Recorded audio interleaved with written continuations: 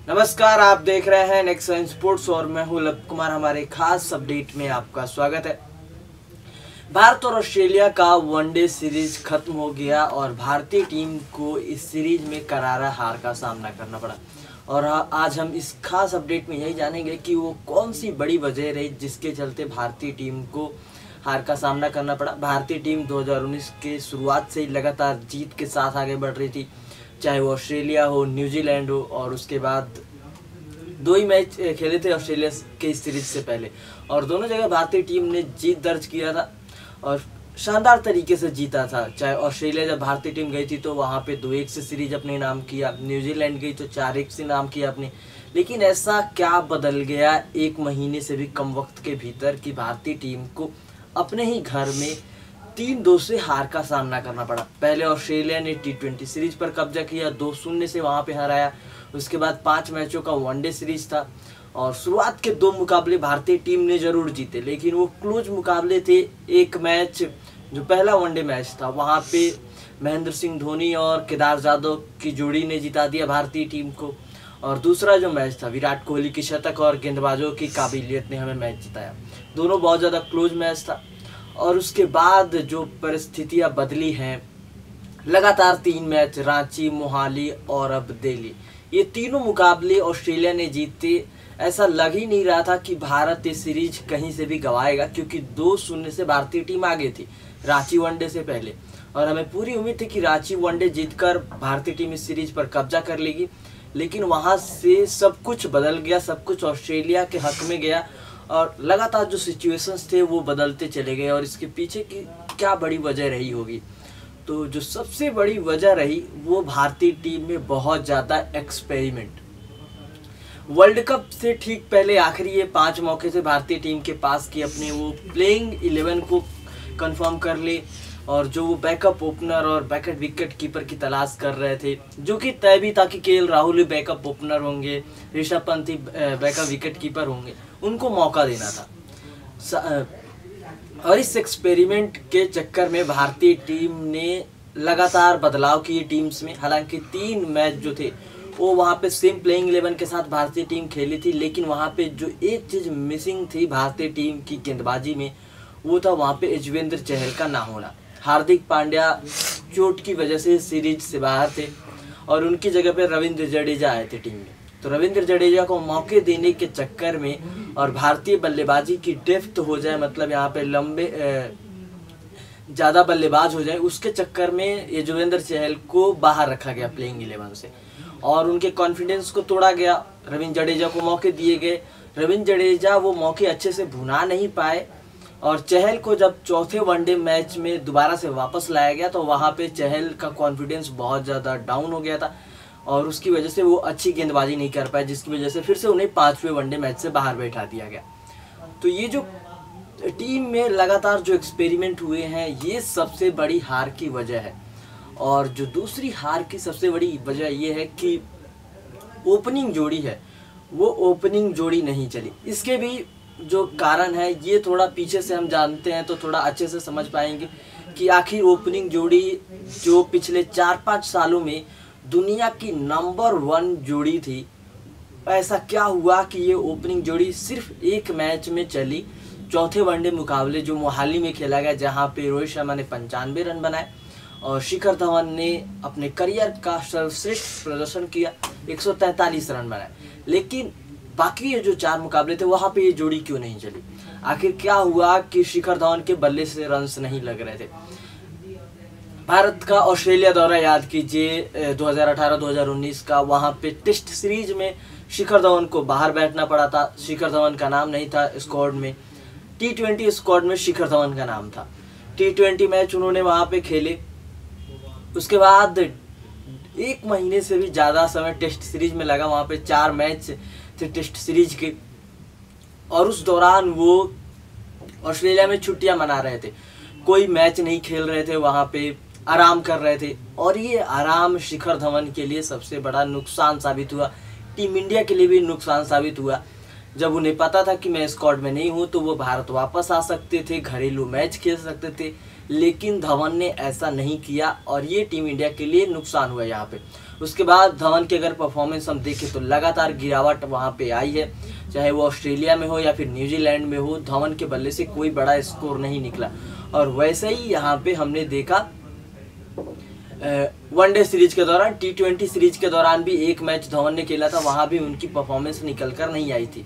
तो जो आपने एक महीने की बल्लेबाजी नहीं की, आपको यहाँ पे मौके नहीं मिले, आपने खुद मौके को गंवाया है और इसकी वजह से टीम को बहुत बड़ा नुकसान हुआ है। हालांकि धवन की वापसी अब हो सकती है वर्ल्ड कप से पहले, क्योंकि अब लगातार वो IPL मैच खेलेंगे दिल्ली कैपिटल्स की तरफ से, रोहित शर्मा भी लगातार मैच खेलेंगे, तो दोनों खिलाड़ी वापसी कर सकते हैं। ये इतना बड़ा चिंता का विषय नहीं है, लेकिन भारतीय टीम की हार की सबसे बड़ी वजह ये है।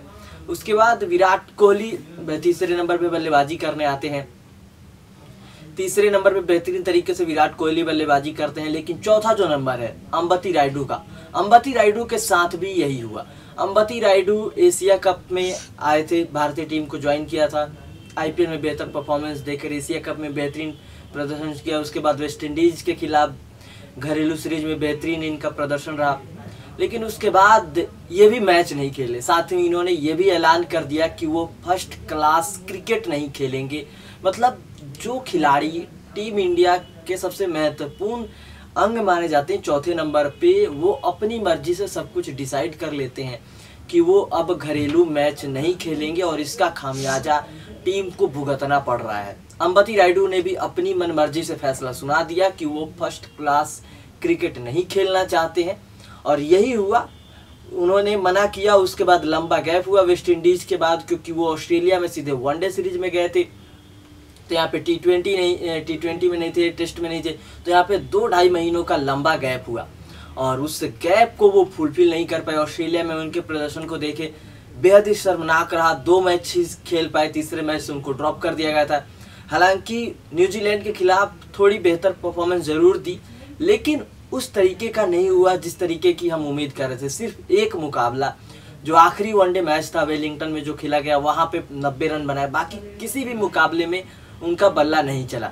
एक मैच में जरूर उन्होंने 40 रन बनाए थे, तो 5 में से सिर्फ 2 मैच चले, 3 मैच वहाँ भी उनका प्रदर्शन शर्मनाक रहा, लेकिन वहाँ पे टीम इंडिया ने सीरीज जीत लिया तो किसी का ध्यान नहीं गया। अब न्यूजीलैंड से जब भारतीय टीम वापस आई और उसके बाद ऑस्ट्रेलिया के सामने जब खेलने की बारी आई, तो एक बार फिर से वही साबित हुआ, आप जब लगातार बल्लेबाजी नहीं करोगे तो आपकी परफॉर्मेंस नहीं निकल कर सामने आएगी। और ये भारतीय टीम की सीरीज हार की तीसरी सबसे बड़ी कारण है। तो यहाँ पे अंबती रायडू से जो उम्मीदें थी वो फुलफिल नहीं हो पाई। 3 मैचों का इनको मौका दिया गया और 3 मैचों को ये भुना नहीं पाए, जिसकी वजह से बाहर कर दिए गए। फिर जो चौथा और 5वां वनडे मैच था, वहाँ पे एक मैच में विराट कोहली बल्लेबाजी करने आए, क्योंकि KL राहुल तीसरे नंबर पे बल्लेबाजी कर रहे थे, और दूसरे मैच में माफ करें 5वें मैच में ऋषभ पंत को मौका दिया गया चौथे नंबर पे बल्लेबाजी करने का। दोनों ही फ्लॉप हुए। विराट कोहली भी चौथे नंबर पे बल्लेबाजी करते हुए कुछ नहीं कर पाए और ना ऋषभ पंत चौथे नंबर पे बल्लेबाजी करते हुए कुछ नजर आए। तो ये भारतीय टीम की हार की सबसे बड़ी कारण रही। और जो अगली सबसे बड़ी हार की कारण ये रही कि आपका जो गेंदबाजी कॉम्बिनेशन था, जिसको लेके भारतीय टीम को यहाँ पे कॉन्फिडेंस बहुत ज़्यादा था कि वो किसी भी मैच को कहीं भी जीत सकती है, किसी भी टीम को हरा सकती है, वो ऐसा नहीं दिखा है, इस सीरीज के दौरान नहीं दिखा है। इस तरीके की गेंदबाजी नहीं देखी यहाँ पे। भले ही जसप्रीत बुमराह ने कमाल की गेंदबाजी की हो, मोहम्मद शमी ने कमाल की गेंदबाजी की हो, लेकिन जब आप कुलचा की जोड़ी को तोड़ेंगे तो आप में वो कॉन्फिडेंस यहाँ पे डाउनफॉल देखने को मिला। यहाँ पे स्पिनर्स खासतौर पे रविंद्र जडेजा और कुलदीप यादव उस लय में नज़र नहीं आए और वहाँ पे भारतीय टीम को गेंदबाजी की यहाँ पे कमजोरी दिखी। युजवेंद्र चहल को एक मैच का मौका दिया गया, चौथा वनडे मुकाबला, वहाँ पे वो कुछ खास नहीं कर पाए। 1 विकेट निकाला उन्होंने, वो भी आखिरी के ओवर्स में जाकर, और 80 रन दिए।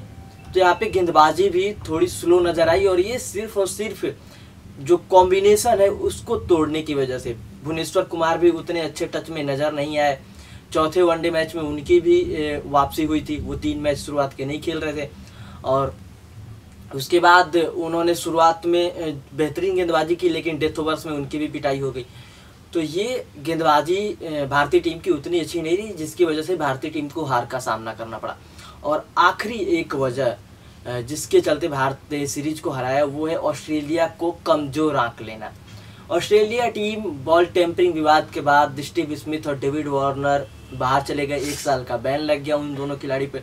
उसके बाद ऑस्ट्रेलिया का डाउनफॉल शुरू होना हुआ और लगातार ऑस्ट्रेलिया टीम मैच हारती गई, सभी देशों से हारा, भारत ने भी उनके घर में जाकर हारा। और भारत को इतना ज़्यादा कॉन्फिडेंस हो गया था कि अब वो जब दोबारा इंडिया यहाँ खेलने आ रहे तो हम आसानी से हरा सकते हैं, लेकिन ऐसा नहीं हुआ। उनके बल्लेबाजों ने जिस तरीके से बल्लेबाजी की, गेंदबाजों ने जिस तरीके से गेंदबाजी की, खास तौर पे एडम जाम्पा जिनके नाम सबसे अधिक विकेट्स हैं इस सीरीज में, और वहीं बल्लेबाज की बात करें तो उस्मान ख्वाजा जो ओपनिंग करने आते हैं, सबसे अधिक रन उन्होंने बनाए। तो जो ऑस्ट्रेलिया की गेंदबाजी और बल्लेबाजी थी वो बहुत ज़्यादा मजबूत थी और इसी वजह से भारतीय टीम को हार का सामना करना पड़ा। तो ये सीरीज जो भारतीय टीम ने गंवाया है ये कुछ सबसे बड़ी वजह रही जिसकी वजह से भारत ने इस सीरीज को गंवाया और वर्ल्ड कप से पहले अपना जो एक आखिरी मौका था कि उसको फाइनलाइज कर ले कि यहाँ पे अब हम वर्ल्ड कप में बेहतर तैयारी के साथ उतरेंगे, अब वो भारतीय टीम यहाँ पे नहीं दिखाई दे रही है। अब एक बार फिर से नए स्टार्ट की ज़रूरत है भारतीय टीम को, लेकिन अब मौके नहीं बचे हैं। भारतीय टीम सीधा वर्ल्ड कप जाएगी, वहीं पे खेलेगी, क्या एक्सपेरिमेंट करेगी अब ये टीम मैनेजमेंट जाने।